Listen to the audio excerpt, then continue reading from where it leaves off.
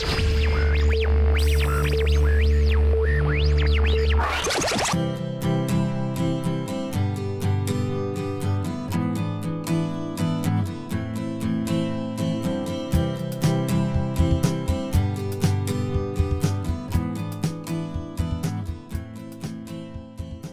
2003, I'd had a meeting with my gallerist in New York who had come to see the work that I was making for the new show that I was going to do for him in 2003.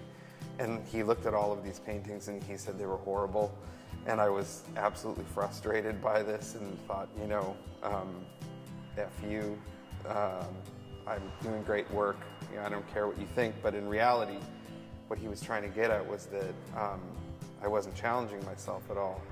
And in frustration, I had sort of abandoned my studio practice for about a month and was sitting at home fixing a sock with a light bulb in it, and it's pretty cheesy that it was a light bulb in the sock that I had this moment, but I had left this light bulb in the sock on the desk and I went out and I came back in and I noticed the form of it on the desk and it looked like a cat to me.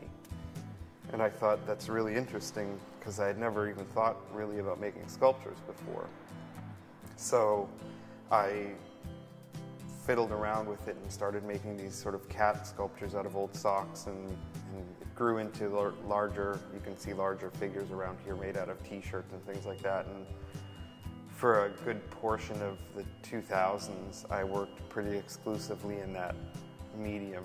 In 2006, I was invited to be in the inaugural exhibition of the Museum of Contemporary Art in Detroit.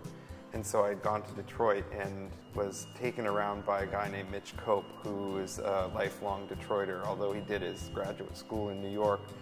And he took me to a bunch of old places in Detroit, like the Packard plant and an old tire factory and the train station, and to see the way the buildings had basically been reduced to bones, concrete bones, and all of the pieces of the life that had once been so opulent in that place had just degraded to nothing. Streets that were barren, the whole community was gone. It was just open fields.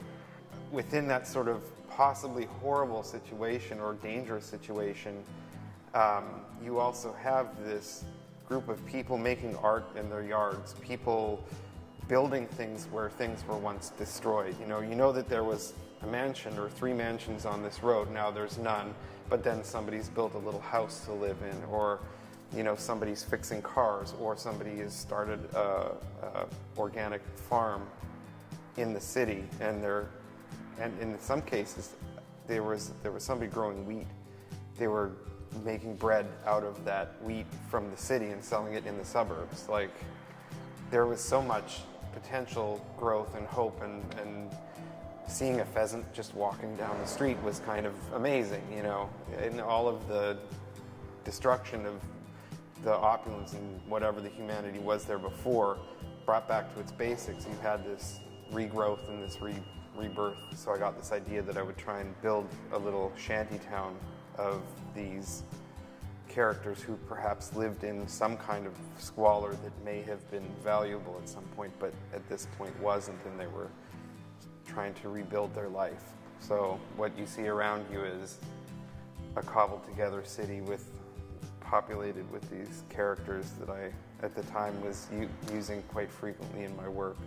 This is going to sound pretty bad, but I think I make art because I can't do anything else. I can do some things, but I can't really do anything well, and I think I do this pretty well, if that doesn't sound conceited. Everybody has a way of approaching a problem, whether their problem is accounting or dentistry or art.